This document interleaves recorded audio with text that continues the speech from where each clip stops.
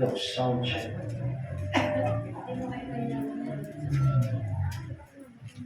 No, sound check. Okay, buksan natin ang mga Bible natin. Ito na kayo.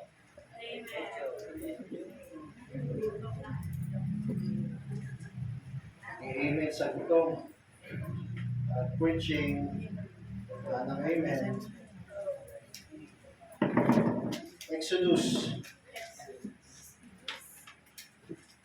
Exodus chapter 3.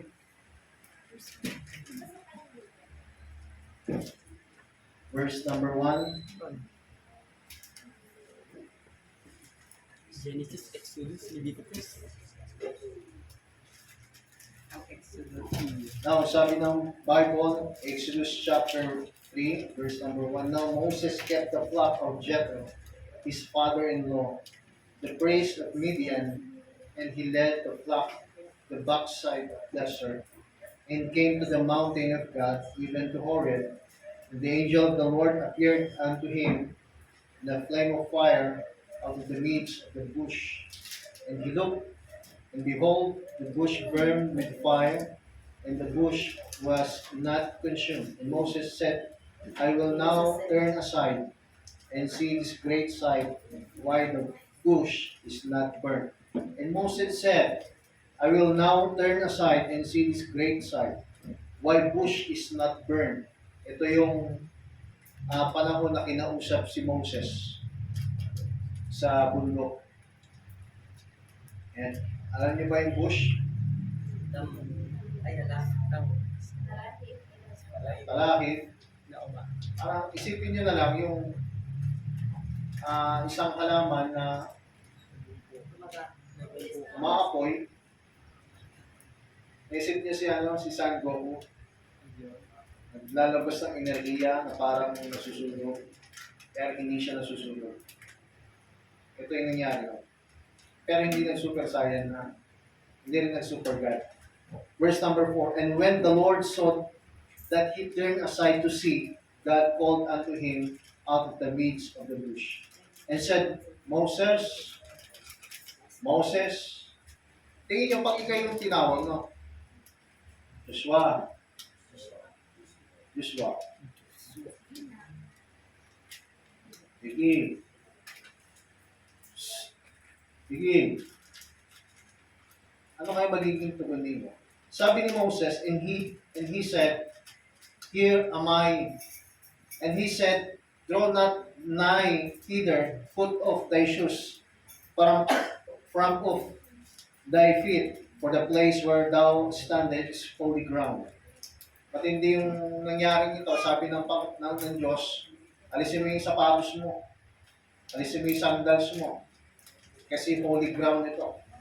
Moreover, he said, I am the God of thy father, and the God of Abraham, the God of Isaac, and the God of Jacob. Alam niyo ang Bible, ang mga Israelita, kapag sila ay nagtukoy, di ba ganito yan eh, Idran, sino yung tatay mo? Parang kilala ko. Si ano po, si Kula po.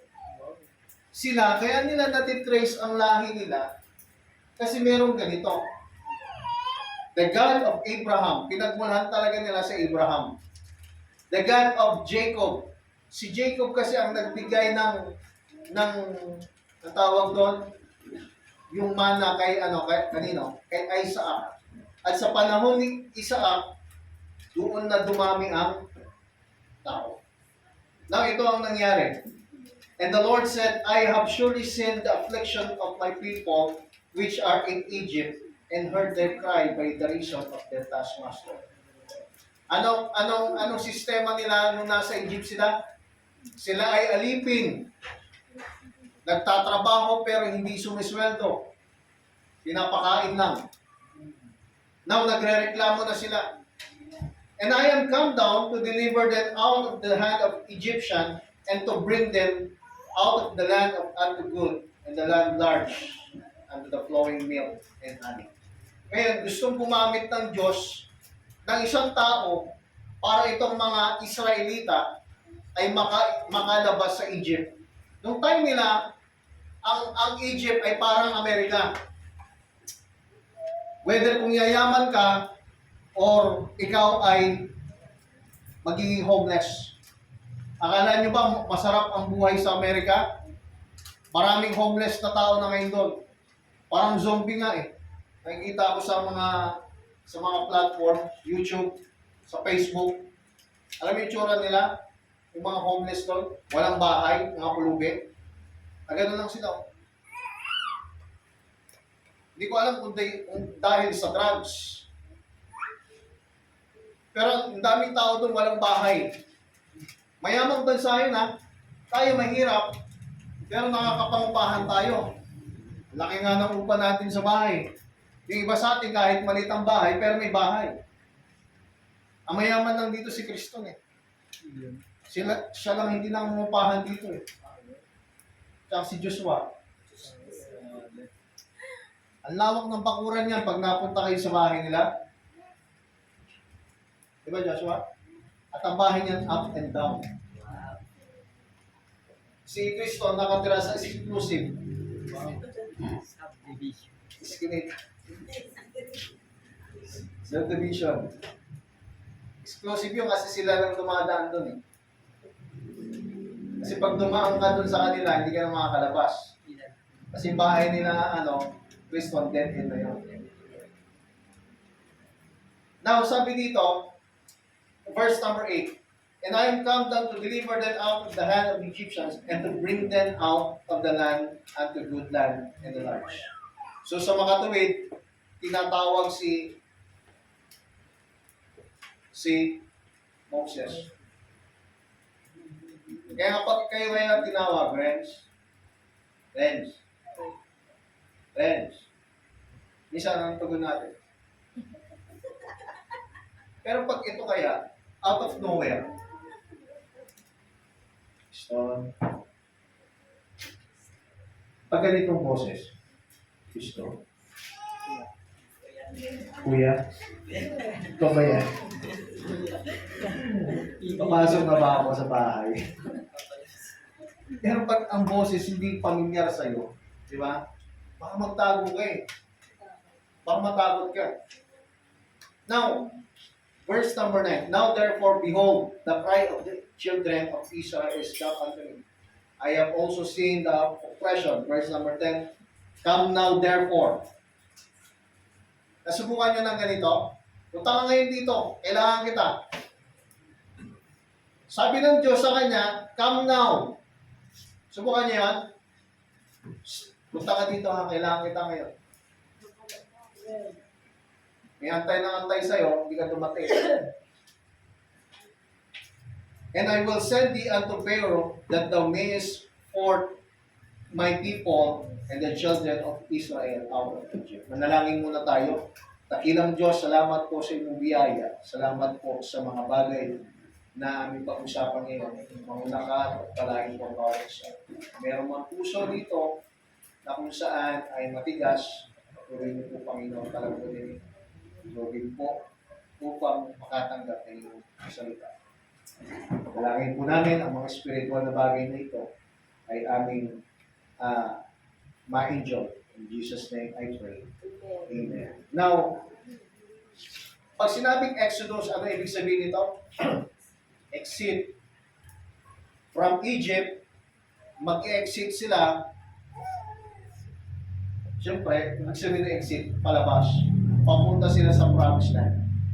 Now, kung babasahin natin ang Exodus chapter 3, yan po ay pinapatungkulan sa calling. From Exodus chapter 3 to 4, yan yung tinatawag po si Moses.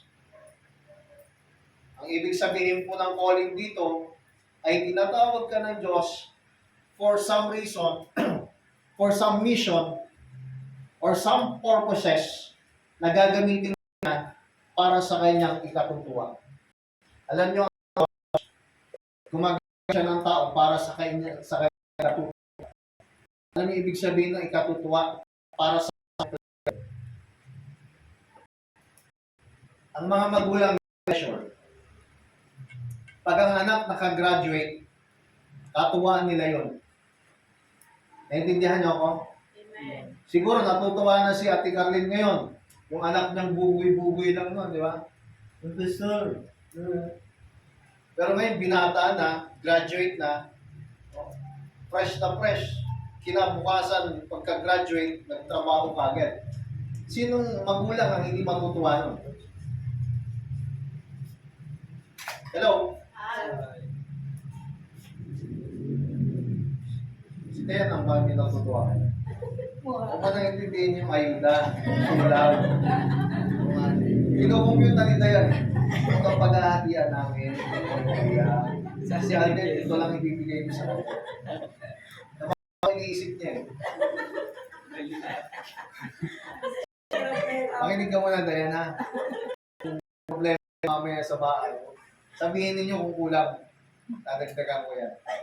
Mag-alala. Kung ang problema naging ako, bibili natin ng crayon. Okay.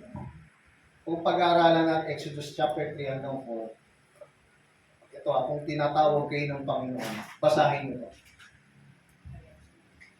Ang calling dito is ang calling ng Diyos for some purposes, for some mission, for some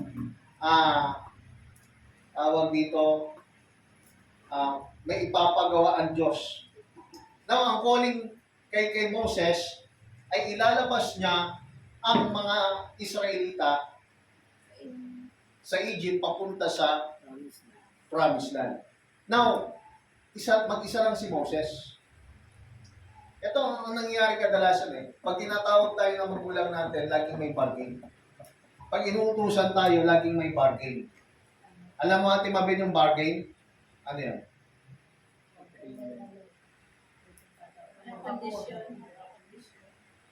Inay, ano yung bargain? Ha? Kunyari, Ate Mabel, magkano to? Ano lang yan? 50 lang yan, kuya. Tawad naman, mga 30 na lang. Yun ang ibig sabihin ng bargain. Nakikipagtawaran. Di ba nga ano? Pag may, di ba sa Tiangge may bargain? Ibig sabihin mura. Pwede mo pang tawaran. Now, nung si Moses tinatawag ng Diyos for some purposes, for some mission, nakikipag-bargain siya. Kasi ayaw niya. Tayo rin, kapag tayo tinatawag din ng ating mga magulang, minsan nga ako tumatawag sa inyo. Minsan pag may mga kailangan akong tao, no? Minsan may mga nakikipag-bargain din sa akin. Ano gagawin ko? Saan ako pupunta? Hindi ko kayang puntahan yan. May ginagawa ko, pastor. Pag kayo naghahanap sa akin, pinupuntahan ko kayo. Pag kailangan nyo ako, pinupuntahan ko kayo. Pero pag kayo kailangan ko, nakikipag-bargain kayo sa akin. Pero hindi na ako magtataka kasi ganyan talaga ugali natin. Hindi lang sa nakikipag-bargain, hindi lang sa palengke, miski sa bahay, nakikipag-bargain kayo. Sigurado mamaya magbabargain kayo. Bargain. Diba? Akin yan. Ano ang bargain natin lagi? Pag-iutusan. Joshua, mamaya maghugas ka ng pinggan. Mamaya na. Mamaya, kaya mo yan. Bukas na. Pag pinag-aaral tayo, mag-stop muna ako. Isang taon lang umabot ang 2. Nagkatrabaho, umabot ang 3. Umabot, hanggang wala na. Ito ang pag-usapan natin ngayon. The reason why refuses the calling of God. Malay nyo sa inyo, may mga tinatawag talaga ang Diyos na maging missionary, magpastor, maging evangelist, maging full-time worker ng simbahan. Huwag natin iniis mo lang full-time service of God, full-time worker. Pag walang worker ang simbahan, mahihirapan ang simbahan. Lalo na pag pastor. Saan ka nakakita ng simbahan walang pastor? Alam niyo ba, ang teacher, panawagan din yan. Kaya ang ina-appoint ko lang na teacher dito, Sister Adeline. You know why? Yung iba sa inyo parang walang calling. Ang calling, mga kapatid, hindi po pwedeng, pag tinanggap mo yan, hindi ka magiging consistent. Kaya nga si Moses, Ayaw niya kagad tanggapin yung calling. Unang-una, iniisip niya, malaking responsibilidad to. Hello? Ay. Ang pinag-uusapan natin dito, milyong tao. Actually, ang bilang nila during that time, 10 million sila, mahigit. O kulang-kulang. Kung kayo siguro ilalabas ko sa Egypt, siguro mas madali yon. Iagis muna natin si Alden. Si Priya, medyo pagtulungan natin ng konti. Iagis natin sa bakod. O, tapos yung iba, kayang-kaya na. Tama? Pero ang usapan dito, 10 milyon. At saka matindi. Unang-una, walang maniniwala kay Moses. Tama? May maniniwala ba kay Moses? From out of nowhere, bigla siyang pumunta sa Egypt. Kaya ito yung mga reason. Bakit minsan pag parang tinatawag tayo ng Panginoon magturo sa mga bata, at parang pag tinatawag tayo, parang ang calling ko, pastor, mag-song leading. Pero bakit ganun? Lagi akong late. Pastor, parang ang calling ko talaga, soul winner ako eh. Mabaho lang talaga hininga ko, pero soul winner ako, pastor. Pastor, ang calling ko ay sumuporta lang sa gawain. Now, ito yung reason. Bakit may mga kapatiran tayong ayaw magpagamit? Hello? Tao po. Listen to this. Number one, why people refuses the calling of God? Like Moses.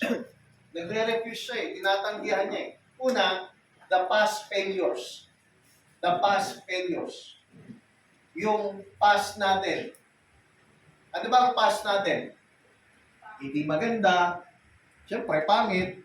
May mga kalokohan tayo. May mga hindi sinasadya tayong pangyayari na nangyari talaga sa atin. May mga gulo tayong kinasamputan dati.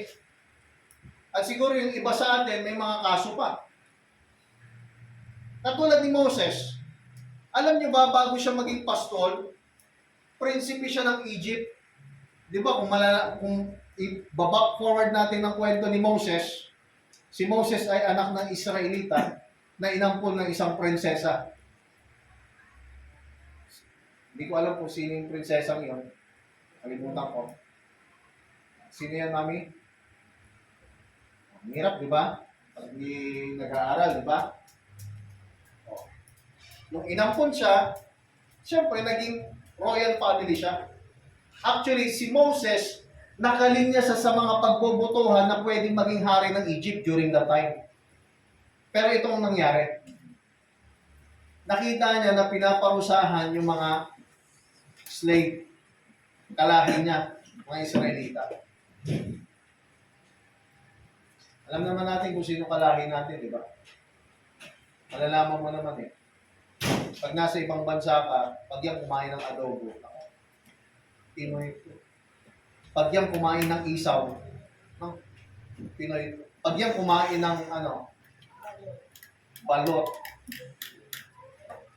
Pinoy yan. Siya alam niya, kalahi niya yung mga taga-Israel na to. Nung pinapahirapan yung kalahi niya, nakita niya yung niya. Susugigil niya, napatay yung Egyptian. Alam niyo, pagkatapos siyang patay, tinabunan niya. Akala niya walang makakita. Walang CCTV time na to.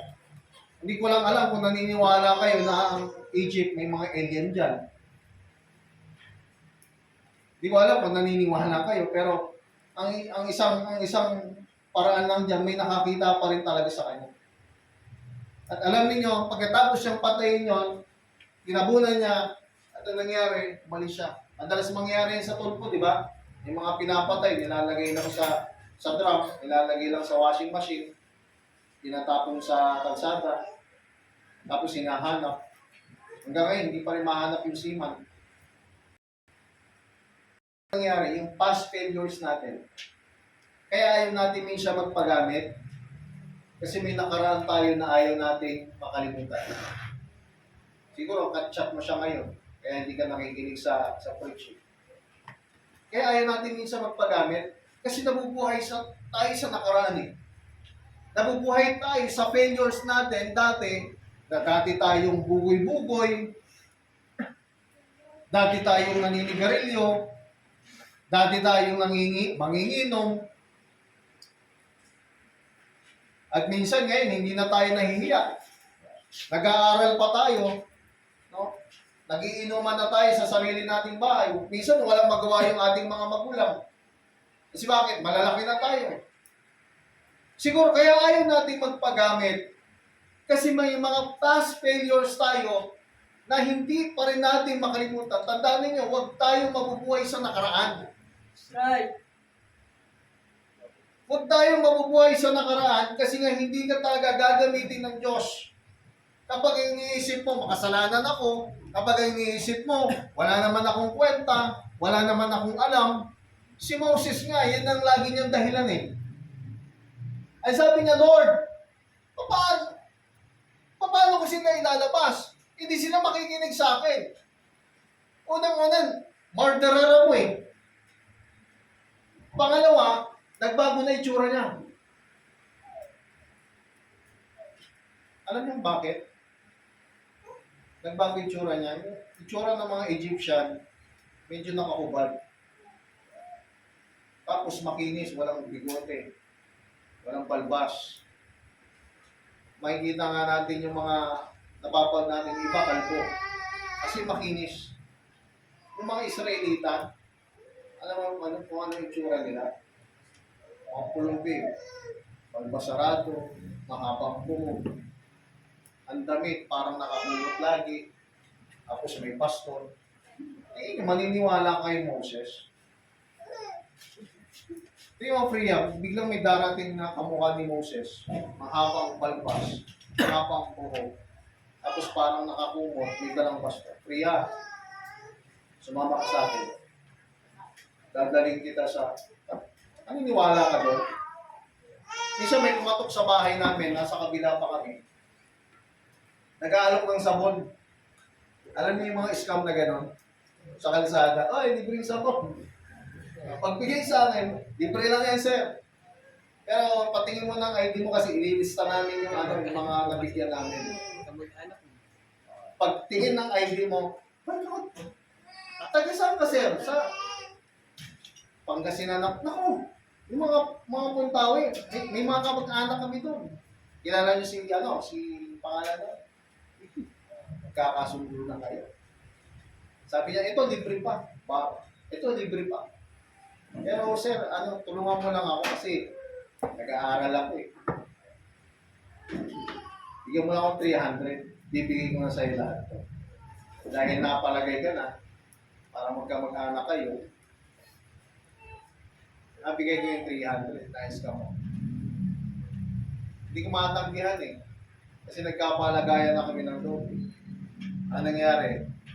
Pagbigay ko ng 300, kinumpute ko yung mga sakon. Hindi abot ng 300. Sabi ko, na-scam ako nito.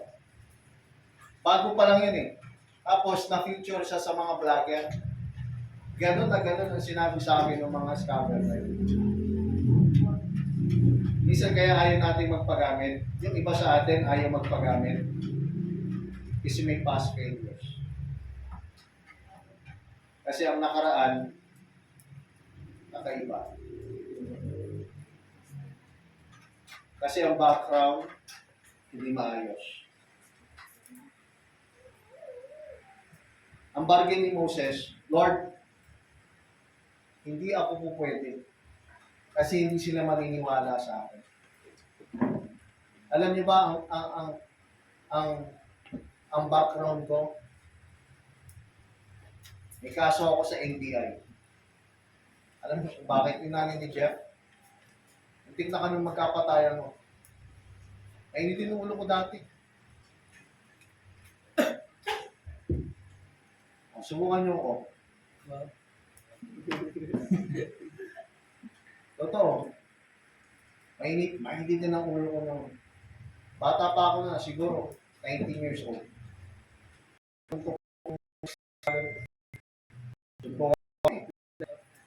Sa inyo, manalo sa akin sa sumunod. Tatay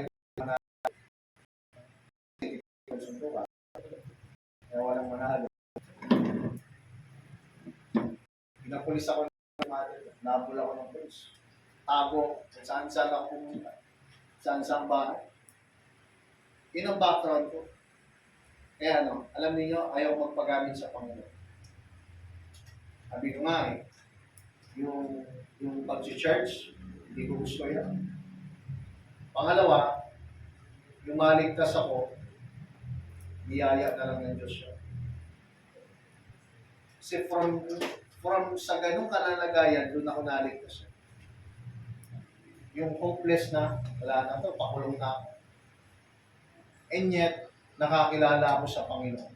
Yung kaso ko na yun, na-dissolve. Nagkaayos kami ng stepmother ko at ng tatay.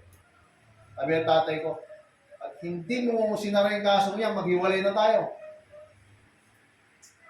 Pogi-pogi ang tatay ko. Ayaw hiwalayan ng stepmother. Tapos yung kaso niya. Dahil nalitas ako mga kapatid, nanggaling ako sa ganuhan, parang si Moses nakakatay. Nabura yung record ko niya.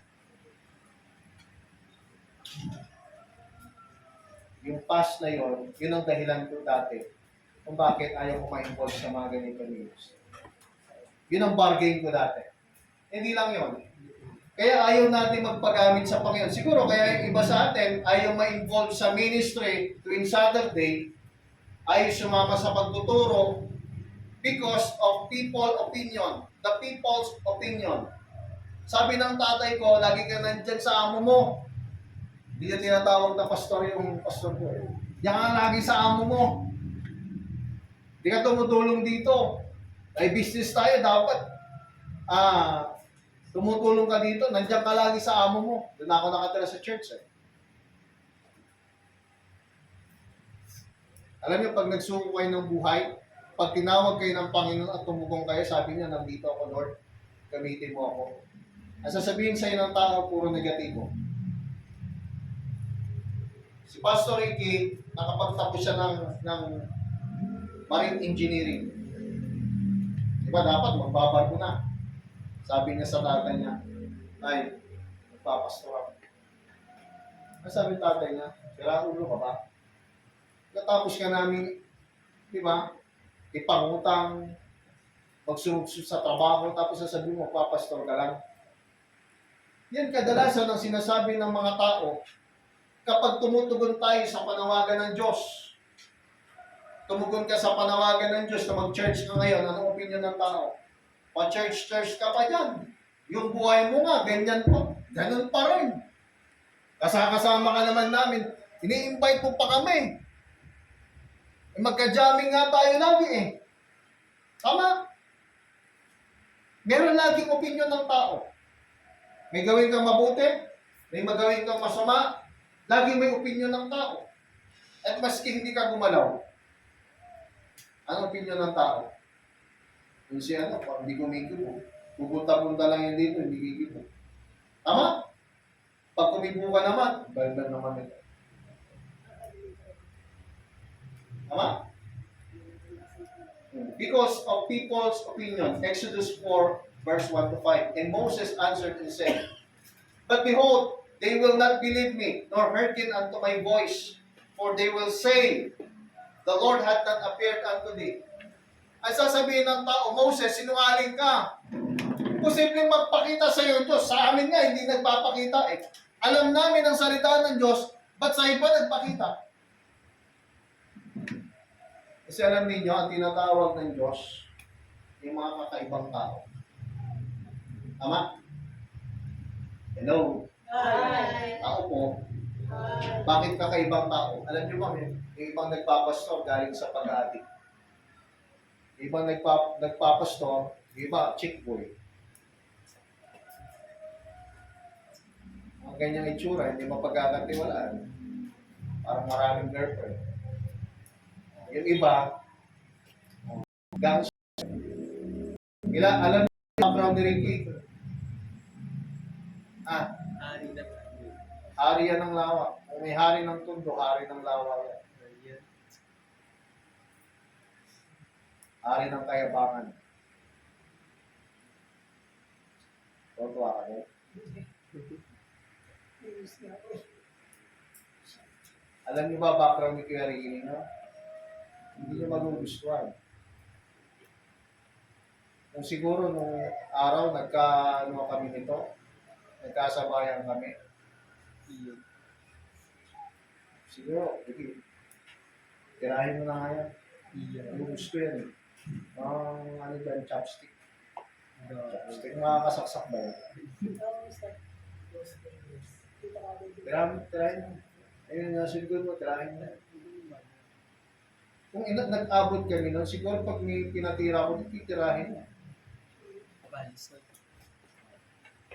Kasi involved siya sa iba't ibang klase ng gulo dati. Ang opinion ng tao hindi maganda. Kaya ngayon, kapag nag-aakay siya ng tao, may opinion. May nasasabi ang tao. Kaya naranasan ninyo, may dala kayong Bible. Close neck. Iyon. Tapos ganito mahawak. Nakil. Uy, Adrian! Sakta. Meron pa rin people's opinion. May opinion ng tao lagi. Naku, gaganyan-ganyan si Kristo. Pero alam ko, sa loob-loob yan, may kasiraan din yan. Baka yung iba sa atin na nandito ngayon, nandito, pero may opinion pa rin. Ng church. Mukha lang kong garahe. Ako. Yun ang iniisip ni Moses kung bakit ayaw niyang tumugon sa panawagan. Yung sinasabi ng Diyos na ilabas mo itong mga Israelita. Lord, ayaw ko kasi hindi sila makikinig sa akin. Kaya sabi ng Diyos, eto lang sasabihin mo, ako ang Diyos ni Abraham, ako ang Diyos ni Jacob, ako ang Diyos ni Isaac. Sabihin mo yan at maniniwala sila sa iyo. Pangatlo, the present weakness. Ano ang weakness natin? O weaknesses natin? Anong kahinaan mo, Adrian? Yung kaantukan? Ako, inaantok ako kapag nagda-drive. Lalo na pag traffic. Si Ricky, simula nung pagkakilala ko siya, basta pag nagbuka na ako ng bibig, hikab na ng hikab yan. At saka parang laging matamlay. Diba, sister? Parang pasyente. Si Ricky kasi pag mag-preach ako, hindi ko alam kung inaantok siya o ano lang, kuya. Ano bang dahilan? Present weakness. Sabi niya, Lord, verse number 10 to 13, Exodus 4 to 13. Exodus 4, 10 to 13. And Moses said unto the Lord, O my Lord, I am not eloquent, neither therefore nor since thou hast spoken unto thy servant. Ay sabi niya, hindi ako magaling magsalita, Lord. Sino magaling magsalita dito? Kasi si Moses, meron siyang sakit or meron siyang tawag dito, parang syndrome. Hindi ko kapag nagsalita siya, Kriston, ganun siya magsalita. Kahit nasa kabilang sa royal family, meron siyang parang syndrome na hindi niya talaga yung kanyang pagsasalita. Meron mga ganyan sa inyo, di ba? Yung pag nagsalita sa simbahan, yung Amen.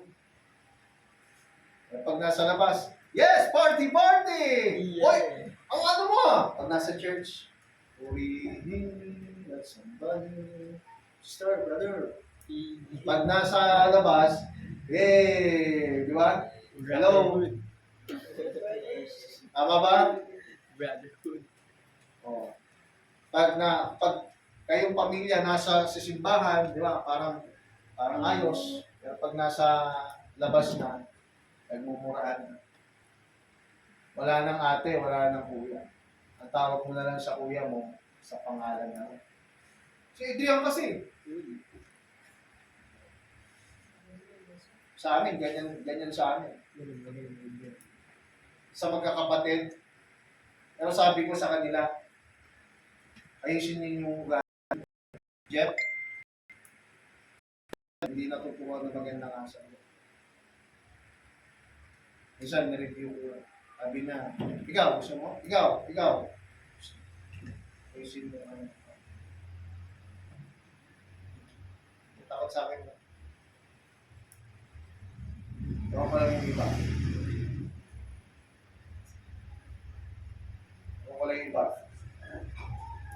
Iba na nutusan mo, hindi man lang. Kasi pag nagsabi ako doon, nakikinig yun. Yung iba, yung wala. Walang pakialam. Hindi ko ayusin mo yung tawag mo. Kahit nagpapagawa sila sa atin, mas matanda pa rin sila sa'yo. Opo. Sabi ni Moses, Lord, hindi ako magaling magsalita. Paano kung makukumbinso yung mga tao na lumabas sa Egypt kung ang salita mo, yung mga ganun, di ba? Ako, Budoy. Sino ba? Makakilala natin si Boyet. Sino ba si Boyet? Si Kenchan, di ba? Yung doctors sa Netflix, hirap minsan magsalita. Eh, sabi ng Panginoon, ito lang kasi lagi eh. Hello? Hi! Di ba minsan, pag nagpapaalam kayo sa akin, lagi ako may rebat sa inyo. Di ba? Pastor, masakit po ang ulo ko eh. Hindi mo na ako mag-church. Brad, inom ka lang ng gamot. Wala na yun. Tama? Alam niyo ba ang Diyos sa kanya gano'n? Lord, hindi na ako magaling magsalita. Mayroong kang kapatid si Aaron. Magaling magsalita yun. Sabihin mo lang kay Aaron kung ano yung pinapasabi ko, siya na magsasabi sa hari. Nag-isip ulit ng dahilan si Moses. Ganun tayo pag tinatawag, tama? Solvinin kayo ha? Sa mainit eh. Hindi, solvinin kayo. Practice kayo basta eh. Church ka bukas ha? Basta ano eh. Bukas, masakit ulo eh. Ganun, sa Wednesday. Next Wednesday ha? Pero basta maghanap lang ang dahilan. Isip ka mo. Si Moses gano'n. Para matakasan niya yung panawagan ng Diyos sa kanya. Na which means ang calling ng Panginoon sa atin, simple lang. Ang calling lang ng Diyos sa atin, maging worshiper tayo. Hello? Hi! Ang calling lang ng Diyos sa atin, maging giver tayo. Ang calling minsan lang ng Diyos sa atin is specific, ay mag-serve tayo sa Panginoon. And yet, ang dami nating nire-reason out. Sa kaka-reason out natin, yung nire-reason natin, nagkakatotoo.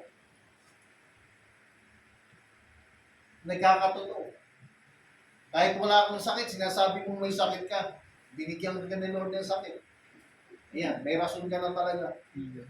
May cancer ka na sa buto. Kaya hindi ka na talaga makapunta sa church. Cancer sa ngipin, meron pa nga nun. Gusto, hindi ka yung mapunta sa church eh. Kailangan ng ngipin mo eh. Yung nga hindi yan ang magdadala sa isa church, paa pa rin. As long as yung paa mo kaya kang dali sa church, makakapunta ka na. Kung may paa, maintindihan ko kayo.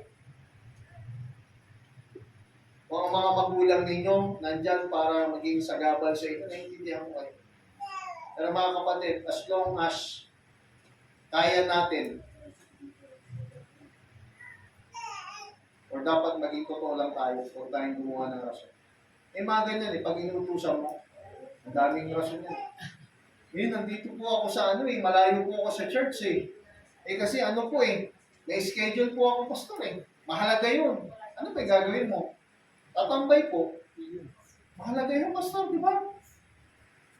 Saan ka tatambay? Medyo malayo sa church Sabi ko nga sa inyo pastor, mahalaga yun. Ako po, mahalaga yun. Yung mas mahalaga pa ba sa panawagan ng Diyos? Ito nangyari. Paglapit nila kay Pero, si Pero kasi hindi naniniwala sa Diyos eh. Ibang Diyos nila. Nakikita ninyo yung yung sa Egypt. Katawan ng tao, ang ulo parang alien.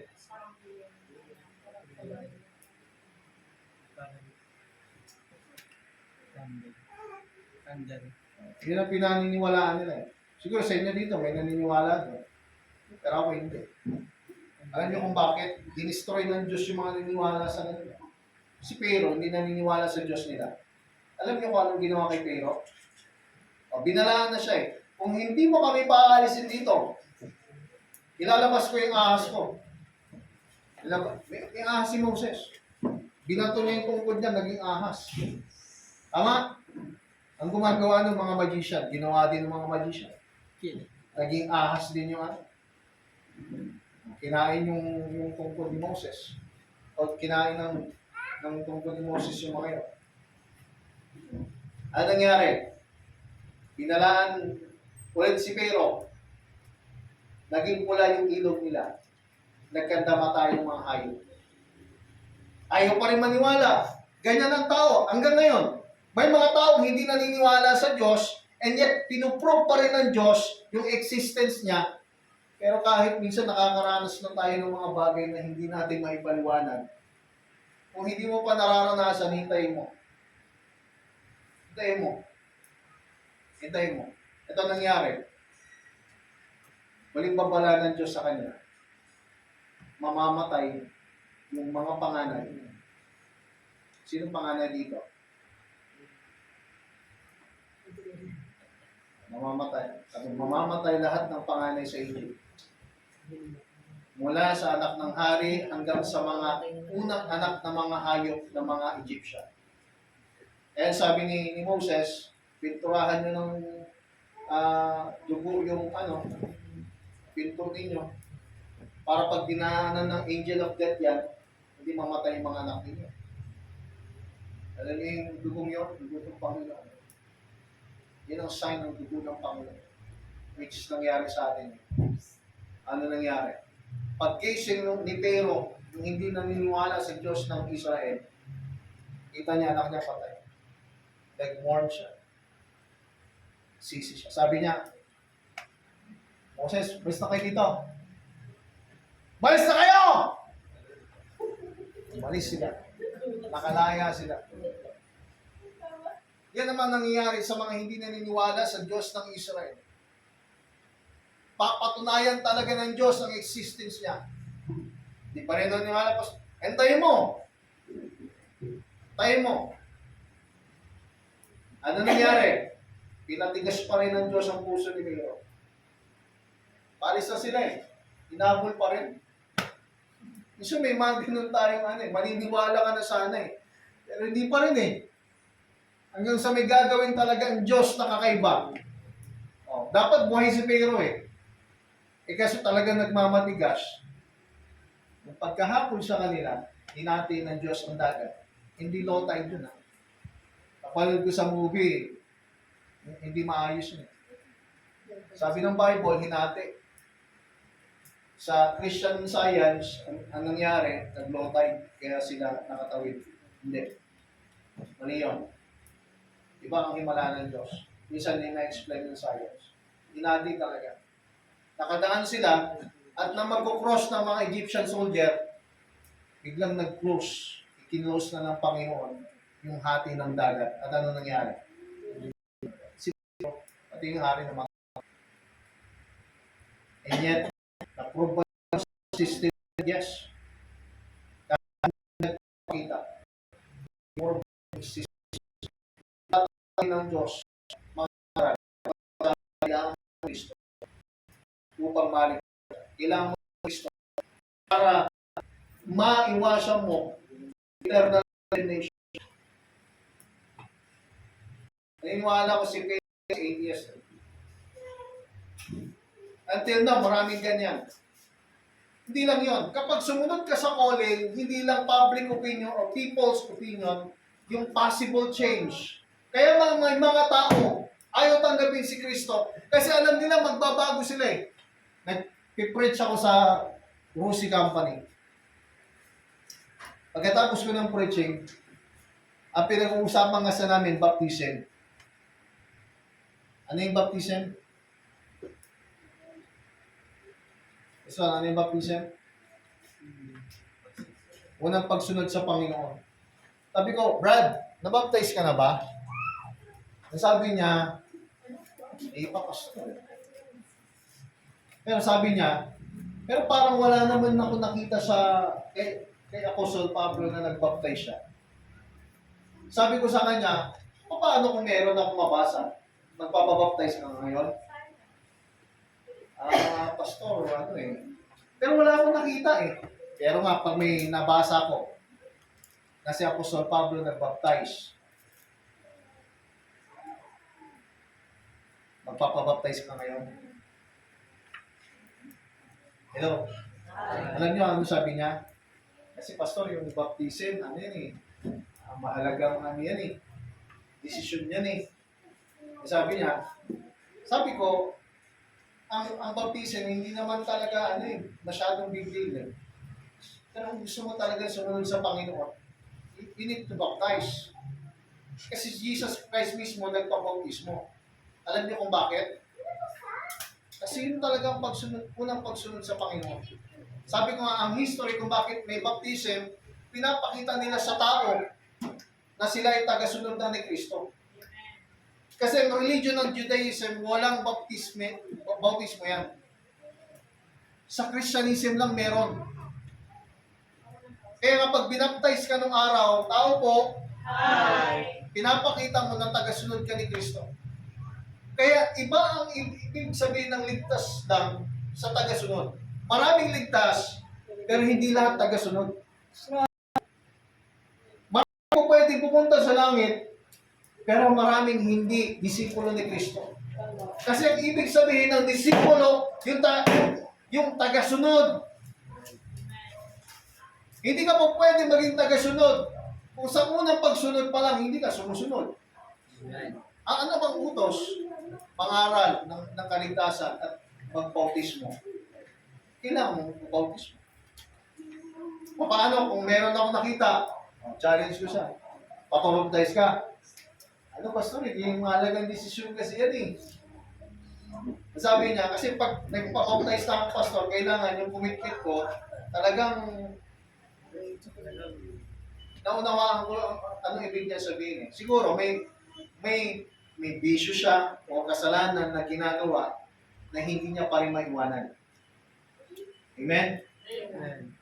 Alam niyo ba, na kapag sumunod tayo sa Panginoon, tao po, there is always possible change. Magbabago ka.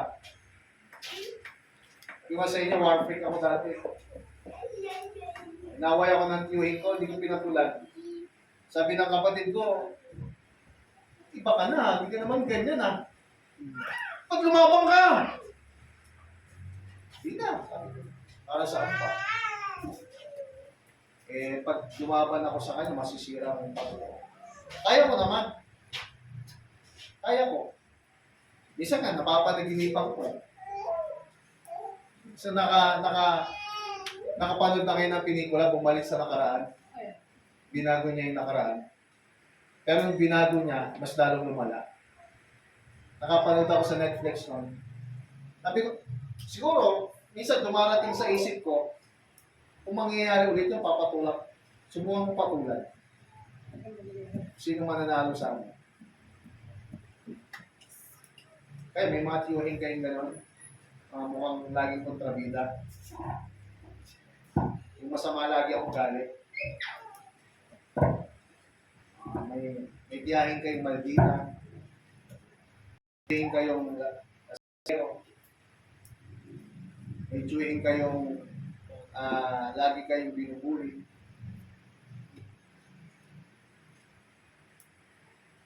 O may tiyahin kayong lagi kayong ginugulo.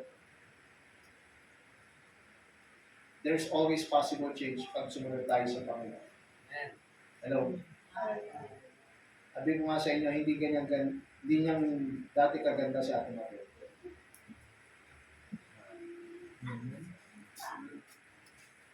Tingnan niyo na lang si Inay. Mas lalo yan, hindi yan ganyan kaganda dati. Pero nung sumunod sa Panginoon, Mas gumanda. nagbago ang lahat. Matara yan si Inay dati. Tama, Inay? Buti na wala. Siyempre, hindi yan aamin. Pag makikita ko niya, ang kilay niya magkasalubong. Ayaw niya sa akin dati. Pero dahil may pagsunod sa calling ng Panginoon, possible change. Ay, Si Kristo nagbago. Ang being makulit, Mas gumanda. mas kumulit, mas maayos na sa Panginoon. Kita kami ni Pastor Jomer. Dalawa si Jomer. Tutuwa siya sa'yo, nagpapatuloy siya. Nagulat nga siya. Bakit yun? Sabi ko, siya na ang ano namin ngayon, nagigitara. So, winger ko na yung mga yun. Nagdala pa ng mga tropa niya. At tropang isang kain, isang saka. Sa Adrian. Ano yung tsura mo? Niloto na. Medyo gwapo ka lang talaga, pero mga kaparin na tiki. Possible change. Nagbabago ang lahat. Sana ang pagbabago natin, ito ay positive. Mga kapatid, the reason why refuse the calling of God. Kasi minsan, marami tayong dahilan. Sana tanggalin na natin yung mga dahilan. Ang gawin na lang natin, lagi sumunod sa Panginoon. Let us bow and let us pray to the Lord. Tayo po ay yumuko. Tayo pumikit. Tayo manalangin. Dakilang Diyos na makapangyarihan sa lahat. Salamat po sa inyong biyaya. Salamat po sa pagpapala ng inyong mga salita. Ang hirap po, Panginoon, na sinasabi namin, kami po ay Kristiyano, pero parang walang pagbabago. Walang nangyayari. Hindi maayos ang aming pagtotoo. Lord, patuloy niyo nawang baguhin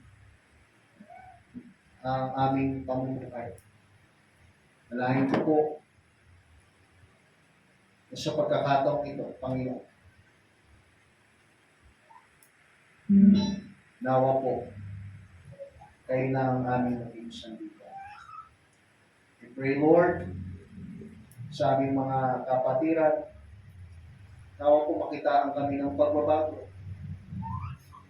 Makitaan po kami, Panginoon, ng mga bagay na kung saan ikakapuri po ninyo. Kung meron man dito, mga hindi pa kumikilala sa ating Panginoon. Kaya naparito ang ating Panginoon sa Kristo. Kasi marami hindi naniniwala sa Diyos. At marami pa rin na hindi kumikilala sa kanyang kapangyarihan at pwede niyang gawin. Mga kapatid, tandaan ninyo, siya lang ang pwedeng magdala sa atin sa langit. Hindi naman masama na maniwala kang may Yesu Kristo. Hindi masama tanggapin mo siya. If ever man na walang langit, wala pa rin sayang. Pero paano kung meron talagang totoong langit at meron talagang totoong Diyos? Meron talagang Kristo na nakatingin sa'yo. Na kahit hindi ka nakapikit, na kahit hindi ka nakayupo, na kahit parang wala kang pakialam sa paligid mo. Pero siya, He cares for you and He loves you. Maniwala ka man sa hindi. Sabi ng John 3:16, for God so loved the world. Minahal niya kahit wala tayo sa kanya.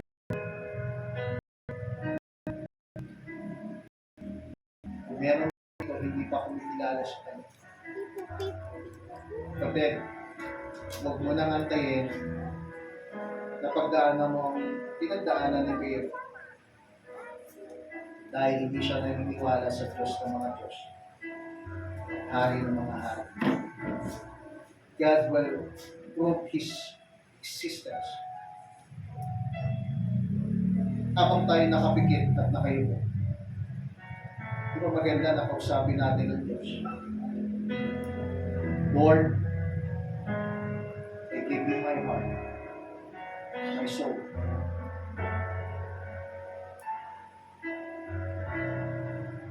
Mga kapatid, ang mensahe ay panawagan.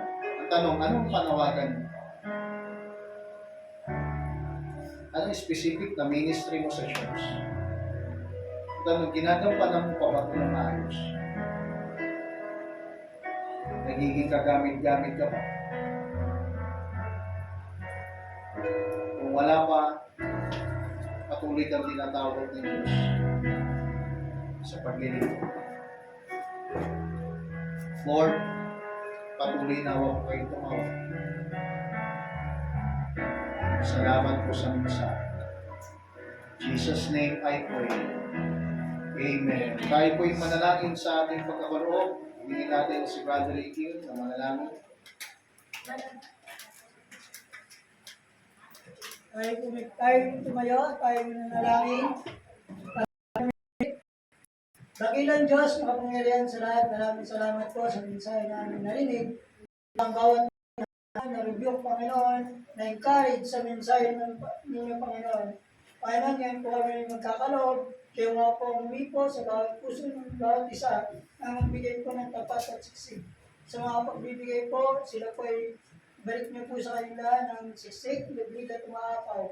Sa mga hindi po makapagbigay, kayo nga po gumawa ng kaparaanan upang may balik, upang sila makapagbigay. Maraming salamat po sa kami sa dalangin, sa pangalan ni Jesus.